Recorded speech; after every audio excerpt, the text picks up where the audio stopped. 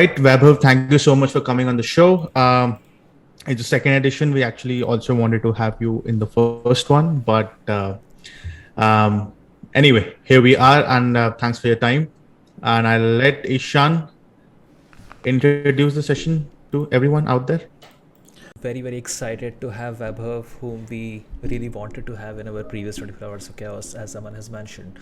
So Vaibhav is somebody we all look up to in India because he has been a veteran in the industry.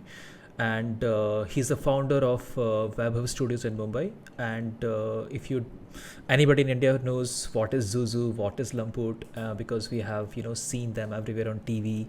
And Lamput is an Emmy award nominated show which is running on Cartoon Network right now. So I mean, Vaibhav's work is something which is extremely diverse. It deals with all mediums, be it puppetry, be it hand-drawn animation, be it digital 3D. And we thought it would be a perfect example for everyone to see how mediums are chosen to tell any story in the world. It doesn't matter what medium you choose. What matters is the story, which is the king. And Vaibhav Studio is known all over the world for telling stories effectively. So we thought in this very much CG oriented panel, we thought we should talk about story, which is the king, and nobody better than Vaibhav to have us with us here.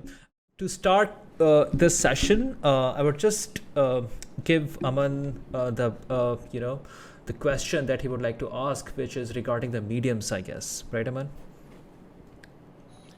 Yeah. So first of all, I'm actually going to ask a very few questions this time. I'm going to lay back and actually listen to what Vaibhav has to say throughout. Any which way. So yeah, I mean, my first question to you, Vaibhav, would be, I mean, how do you really kind of choose the medium of your expression when it comes to your commercial projects, your personal projects, and the projects that you actually go out there and pitch, and yeah, I mean, if you can shed some light on it. Yeah. So firstly, Aman and Ishan, thank you so much for having me here. I think regarding the mediums, like Ishan, you mentioned storytelling. So that is something which dictates the medium in most cases. But then, the idea could spring from anywhere. It could be music, it could be audio, it could be a character, it could be a situation. So I feel, the storyteller becomes very key. What is it that inspires the storyteller? Like even at our studio, if there are 2-3 people who direct films at our studio, it would always be what excites them that they should make into a film. And their wish list, which will translate even into the medium.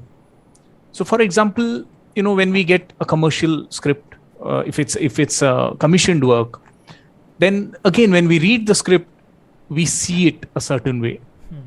Sometimes the budget, sometimes the timelines also affect the medium because some things are more expensive, some things are more time consuming.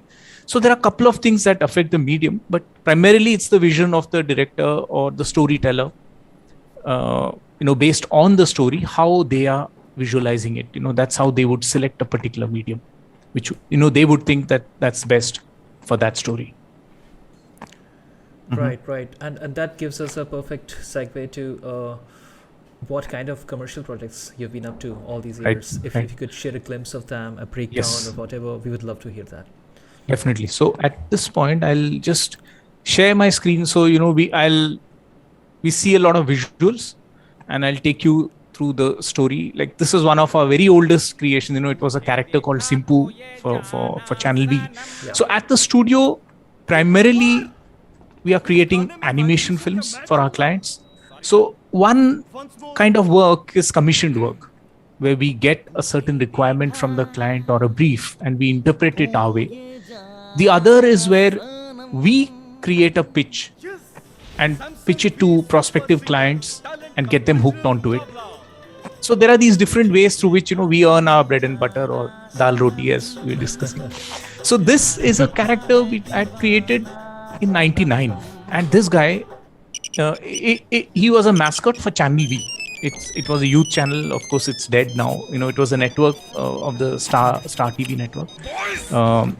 So he was called Simpu, and it's a hand-drawn 2D animation character on with Reynolds black marker on paper. So there were there was this KBC episodes like a spoof. So the channel was very, very supportive. And this guy was based on my 10th standard maths teacher. Okay, so I like taking characters from my own life, and that's like a big chunk in my influences as well. So Channel V was very, very encouraging of this character because it was very popular, and they also had a show specifically for Simpu. So that was Simpu. Then this is a very old Amaron battery commercial. I don't know if people today, they may not have seen it, but they are alive on the internet. This commercial, we created miniature puppets because it was a little fable, little story where the cop is trying to catch the dacoit who has escaped. And this is all like materials, miniature puppets with clay, cloth, different materials, and miniature set. This was another Amaron battery campaign where we tried out digital 3D animation for the first time, a new medium, because again, the story was very complex where it had different situations within one film. Like all these, like there's a honeymoon sequence, there's a DJ's night, and so all that that dictated the medium. Like we could no more, we didn't want to do physical stop motion, so we tried digital, and we collaborated with Rhythm and Hues studio for the digital 3D component. Which again, year was it? I don't remember the exact year. Must be around say 15 years ago. Okay. Sorry, not 12 years ago. I don't know. Must be बहुत पुराना है, मतलब याददाश्त चली गई. Anyway, so this was Chulbuli. It was a character. This little commercial was a very sweet commercial, and we did one more for Pakistan also. The same character, Chulbuli. This one was for Clinic Plus. Then this was a music video where we collaborated with a company in the US. The director was from the UK. The music band was from the US. So this was a mix-up of hand-drawn animation with some live footage. So it's like a mixed media. Is it available? This one? Yes. In fact, our YouTube channel is called Vaibhav Studios. And it will have all these clips, so the audience can, aram se see. I'm just going to very quickly breeze through it. Films are there for them to see later. This was like a 3-day crash course. Okay, there was some mutual fund offer which had to be announced very quickly. So the styling is very simple because we could here the timeline also dictated the medium or the style. This was Birthday Bhoot, another character we created for the Disney Channel in India, Toon Disney. Please, Mala. This was a West Bengal government commissioned project, which was like an AIDS awareness campaign, where there were these dolls, handmade rag dolls. And when they wanted to animate them, we said we will animate the rag dolls. So we will make them as rag dolls.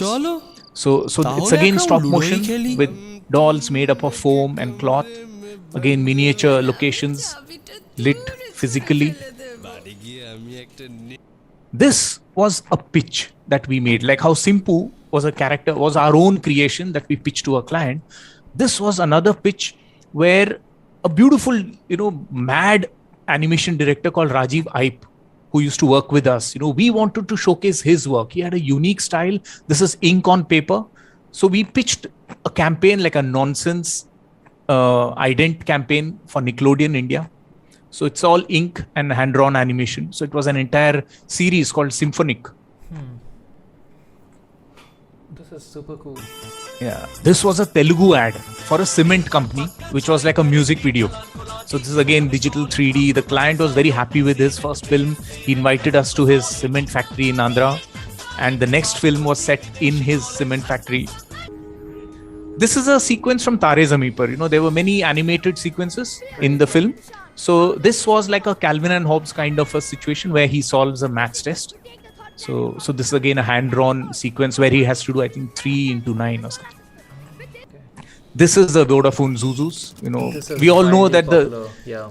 But the Zuzus were never animated. They were real people who wore costumes. But there was a time when shooting with real people was difficult. So we also animated. For example, the image you see on your screen is for their print ads, where we digitally created the Zuzus. And later in the campaign, they introduced these little zoomies, which were very tiny. So they of course could not be shot live. So we had designed this entire character digitally. So those are like our regular bread and butter projects. But then what we also do is when we are jobless, like when we are between projects, sometimes it's extremely hectic and then suddenly you have few free days. So that's when we fall back on our wish list and we think ki hame kya karna hai, what is it that we would love to do. So during this particular campaign, we decided that we will create a campaign which uses no digital medium, all physical stuff. So this is stop motion. You can see like paper cutouts shot on location and using the features of the paper for the characters. This is again an ident campaign for Nickelodeon. These were like eggs singing opera. So this is again stop motion. So I'm very, very quickly breezing through all that. This is like a jugalbandi between this side and that side. And when the eggs explode at the end, the crescendo happens and we arrive at the logo in this way. So sometimes you reverse engineer the story. You know that you need to show the logo and this is the color code for the logo. Then there was another mad series that we did using food products. Another director of ours, Anand Babu, this was his concept. So with the team, it's very refreshing, when there are different directors. So whether we are doing paper cutouts or, any medium, that madness finds a particular outlet and it's unique to each storyteller. So these are all digital 3D artists who will leave their work and, do this kind of physical work. So it's very refreshing that an artist does multiple types of work. Absolutely. So when we decided कि digital को हाथ नहीं लगाएंगे, all the artists, everybody joined forces to make this little physical campaign. Again, it's there. This was a rock band, Patthar hai. These are all rock singing. And it was a rock concert, literally a rock concert. Okay. There's this old lady and this is like a Fevikwik tube for her drips. Okay. So all lot of fun we've had with various campaigns. And you mentioned Lamput. This was again a pitch, an idea that we shared with Cartoon Network. And it was like hugely popular. It's in the 4th season right now. And very beautifully hand painted by different artists. So it's this yellow guy who's trying to escape from these medical guys. 2 doctors who are trying to always capture the orange guy who's called Lamput. So very nice, very beautifully painted, simple, minimalistic, and this is like a globally, doing very, very well. So that's a little peek into our work. So I'll stop sharing right now because this is all our bread and butter projects, which is a combination of somebody else's work. Sometimes we get a script from someone else, but most of the times, it's our stories that we pitch to our clients and they pay for it and we make those films. So that's something we enjoy doing the most, telling our own stories. Right. And I can see that in Lamput specifically. And to just tell my audience again that Lamput was just nominated for Emmy last year, right? That's right.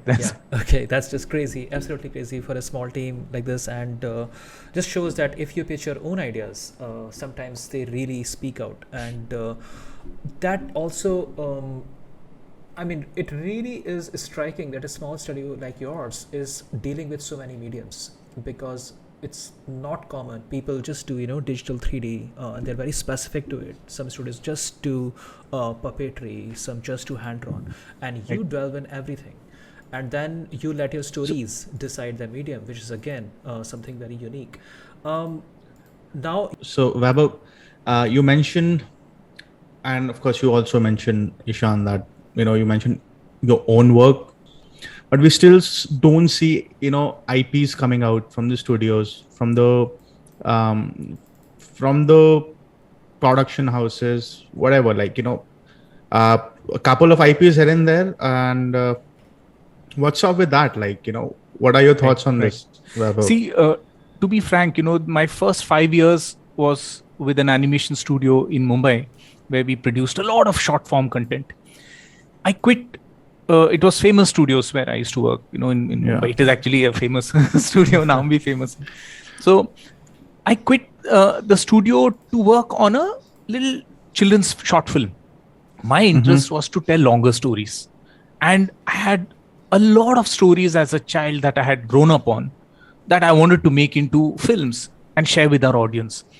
So okay, maybe what I do is, as my thoughts evolve, I keep doodling them, because I find it very easy to share images with people. They can like how they say, picture is worth 1,000 words. So that's very true. So I'll once again, go into that, since you Please. led us Yeah, into go. this. So if I were to analyze our work, I think we've done pretty well in the short format storytelling. So Ishan touched upon the fact that, for storytelling, and even at the National Institute of Design, where I studied animation, we were exposed to various forms of mediums, and the focus was on storytelling. So as a result, the mediums, the fun to explore all the mediums definitely was there. But this urge to tell longer stories was very, very strong in us, to build our own intellectual properties. Of course, even in the short form, we did them. They were very successful. For example, Simpu was very successful, or Chulbuli, or the Nickelodeon campaign won a lot of awards. Lamput is doing so well. So these are all IPs, no doubt, but they were the small format. Lamput was a different format of storytelling, where we were exploring the episodic format of storytelling. So now Correct. we are very eager to achieve the same in the longer format. So we want to produce longer films. We want to tell longer stories. However, there is a big challenge that we as an industry are facing. And Aman, you mentioned that in your comment. As an industry, we have an extremely dismal track record when it comes to our feature films. Feature films. I felt that maybe we haven't told our stories well enough, or we did not market them well enough. As a result, we have let down our audiences. Okay, but we can't lose hope, because the long format storytelling is where our heart lies. And so we are at it. Okay, That's so we've amazing. been working at something longer has been brewing for a long time. Okay, this is a little background of mine. My dad was in the army, and as a kid, I have grown up all over the country. So like how a little plant absorbs stuff from the soil and the air and the environment that is there around it, and it becomes a unique plant. Similarly, I was exposed to amazing stories, amazing experiences throughout my childhood. And somehow I felt that I am not getting those stories, or I'm not getting I'm not seeing those kind of works in the mass media today, especially television. Moreover, this is the aspect which, Aman, you also pointed out. Like, I feel in India, around say 80 to 90% of our studios cater to outsourced work, where they are not telling their own story. They are helping someone tell someone else's story. And it's not even an indigenous story. So I do not even consider these studios as part of the Indian animation industry. Okay, so I feel we are ignoring such a huge audience, or such a huge market that we have in-house. And especially when this audience covers half the globe. Our population is huge, but that's a strength. It's a market, and they are all over. Asian Indian audiences all over. मैंने इसलिए चांद पे भी डाला है उनको. So when we have such a huge market, why are we not catering to them? So that has been a question that was always bugging me. And so local is what I know. I think I know my audience. Say if I cracked a Sardarji joke with you, you may understand, or you may appreciate it. If I cracked a Sardarji joke for an international audience, they may not get it. So storytelling is very culture specific. So I feel that local is what I know. So I'll make my stories for the local audience. And if the global audience accepts it, or they like it, that's a bonus for me. I'll get to know them eventually, and maybe my audience base will increase. So this has been our thinking so far. So Return of the Jungle is a feature film, that Hindi feature film, the way you and I would talk with a mix of Hindi और कभी हम लोग हिंदी में भी बात करते हैं, English में भी बात करते हैं. तो Return of the Jungle is like a 100-minute feature that we've been producing. We are raising our own funds because no one was willing, going by the statistics of our past track record of the kind of films that have not worked in the theaters. We had to raise our own funds. So this is what Return of the Jungle looks like. And, there's also a little clip that you could probably share with your audiences. So this is what we are at right now. And this is our biggest challenge. You mentioned that 17-member team. Each person is like a little army because it's a little guerrilla warfare, I would say. So each one has to play the role of a commando where they do multiple things. So this 17 people, core team of 17 people, of course, there are many more people who come in and out at different points. But this is the core team that's building this feature film. And that's our, that is where our heart lies. And so it's a CGI film, right? It's digital 3D. It is. Okay. Yes. And CGI has evolved a lot since you started this film. I think you started it like 10 years back. Yeah, 15 years back. 15 years back. So since then, I think we have seen a huge evolution in terms of how the CGI works, how the ray tracing works, how the tools are. Some have become completely free. The prices have changed. So I think it's a boon for people like you and me who just want to tell their own stories, and we have very limited funds because the quality is increasing and it's more democratic, like compared to 10-15 years back when things were so expensive to make a digital film. I would like to know what were your thoughts? Why did you choose digital 3D to tell this film? Because you delve in hand-drawn 2D puppetry. What was your reason to choose digital?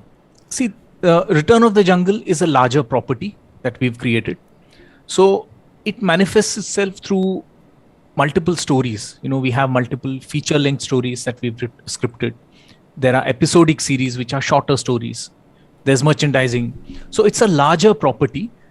And I somehow wanted to explore digital 3D because, like you rightly mentioned, we were not too much into the digital side.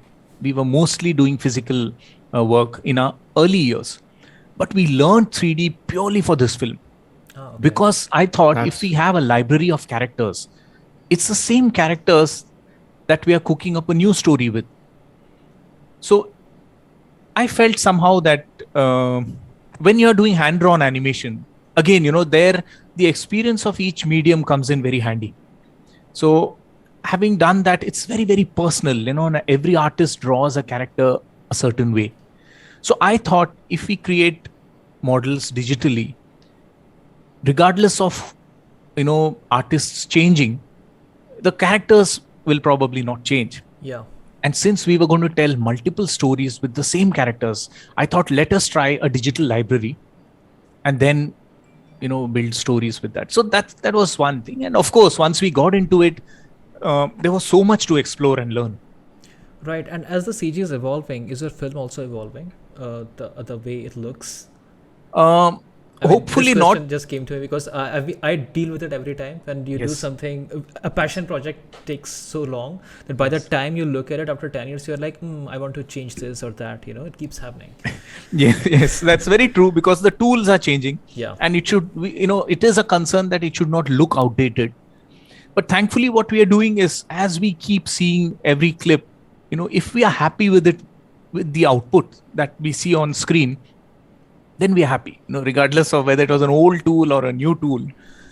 Even now, when I see some stuff done a decade earlier, I don't think, it's outdated. Because I also expect that once the audience is into the story, if we succeed at storytelling, they should not, be thinking about the medium. Absolutely. In fact, it being an animated film also should not strike them. Right. And that's the caveat with digital 3D actually, because compared to hand-drawn, this is one medium that keeps evolving and things keep changing. So yeah, very true. I mean, it's amazing to know that you've been working on it for 11 years, 15 years. Yeah. But crazy. It's not like, I can't say that we've worked for 15 years. I know. In the 15 years, we must have put in 5 years of dedicated work so far because we had to go on, off. Yeah. You make the money, then you blow it up. you know on what you want to blow it up, but you don't know how and when and how much money you'll make. So you have to keep at it. So when can we expect Return of the Jungle coming out? So thankfully we are at the last lap of production, and we can see that light at the end of the tunnel. Great. So next year is our 10 months from now is when we are targeting, because the edit is done. There is a say around 8 minutes of production left, and then there'll be the background scoring, the post production. Amazing. So hopefully 10 months more. I think Ishan is just happy that somebody is in his league and taking his sweet time to produce something amazing. That's good.